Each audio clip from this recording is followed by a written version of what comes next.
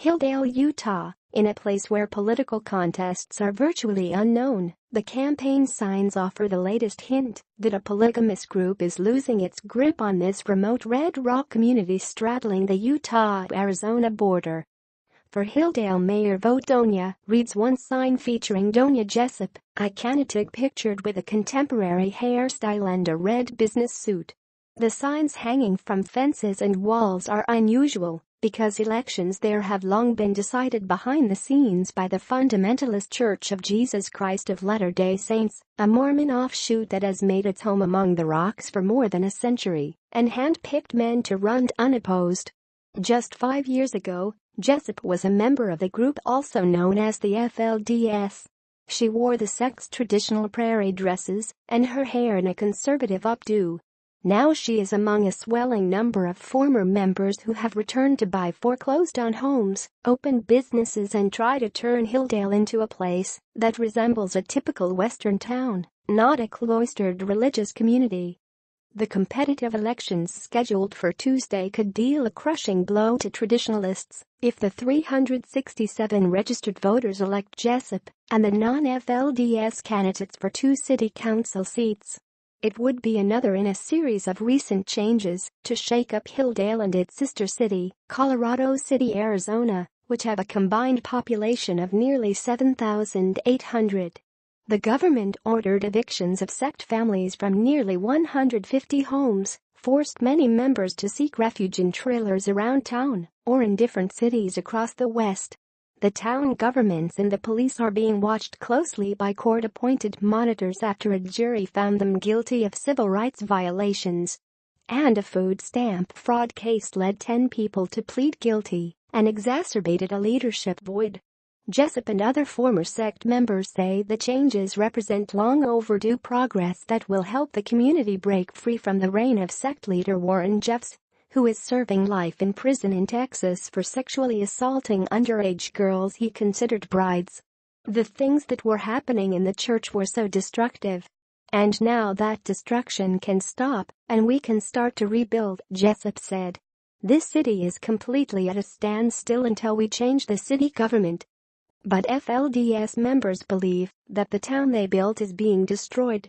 Norma Richter, a 50-year-old mother of 13 children, said the changes overtaking the town feel like a cultural cleansing, echoing a common refrain among church members and sympathizers. At the heart of the split is Jeffs, who has been jailed in Utah or Texas continually since 2006. His followers consider him a prophet and believe he was the victim of religious persecution based on fabricated allegations.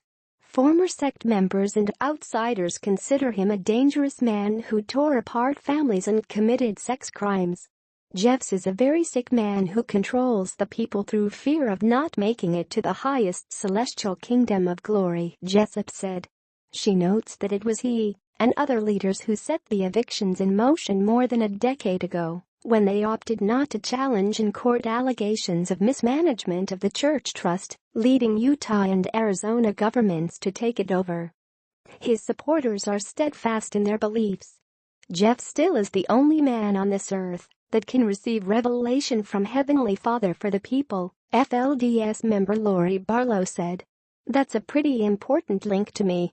Authorities say Jeff still sends some guidance from prison, but Richter says followers have not heard his voice for years and that it's unclear who is in charge of the church locally. One of Jeff's brothers, Lyle Jeffs, ran the day-to-day operations until last year when he was arrested in the food stamp case.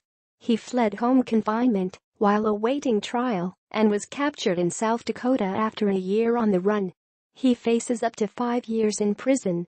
Amid this leadership void, and with so few people left in town, followers no longer meet for regular worship services, Richter said. Marriages that are arranged by the religion's prophet are on hold until Jeffs returns, Richter said. Members of the FLDS believe the evictions were accelerated this year to clean out voter rolls and rig the elections to usher in the outside candidates. The eviction stemmed from an order by a Utah state judge who became fed up with people not paying $100 a month occupancy fees. Sect members refused to pay the fees because they believed the money was being used by attorneys overseeing the church trust to take legal action against the FLDS. They also believed the trust should still belong to them. Across town, many large houses with enough room for plural families stand empty as a community board in charge of the trust works out redistribution of the evicted homes.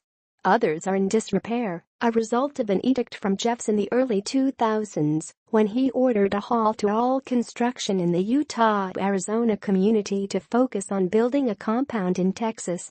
After seeing so many of her fellow church members evicted, Barlow and her husband want to buy a home, but fear they won't find anything suitable in other towns in the region for their 5 children and 14 cows. "Everything I ever needed was here," Barlow said. "The very idea that I'm looking to buy a house somewhere else is shocking to me."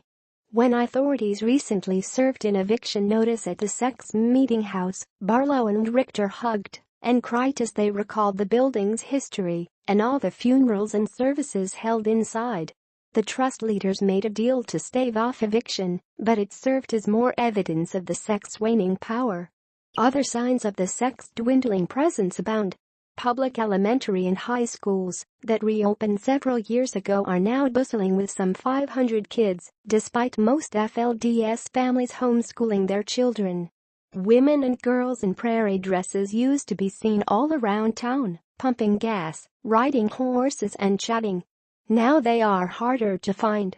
Several new businesses are opening, including a brewery and hotels. Incumbent Mayor Philip Barlow, a member of the FLDS and lifelong Hildale resident, said people are coping with change by doing what they have to do. He acknowledges that having a challenger is new, but says he will accept whatever the voters decide. Jessop wants to make the town an accepting place for everyone. She said she would love to rekindle fond memories of growing up there with her 2 mothers and 25 siblings. "I would love to see families reunited," she said. "I want them to stay. They are my sisters, my brothers, my aunts, cousins, uncles. They are my people." Polygamy is a legacy of the early teachings of the Church of Jesus Christ of Latter-day Saints, but the mainstreamed Mormon Church abandoned the practice in 1890 as Utah moved toward statehood. State law prohibits polygamy in Utah today, but prosecutors have long had a policy of not enforcing it against consenting adults unless there is another crime involved such as child abuse, domestic violence or fraud. Jessop left the FLDS 4 years ago with her husband and 10 children over unrest about how Jeffs was running the group. She and her husband later took a sister wife into the family, and the 2 women now raise their children and run the family business together. When she returned, Jessop bought one of the foreclosed-on houses and reopened a corner gas station as a convenience store. If elected, she would be the town's first female mayor. Richter said FLDS members won't cower, no matter what happens at the ballot box. "We have a very good man as a leader, but we follow a religion," she said. "They have not conquered us. They can take everything, but they can't conquer our spirit."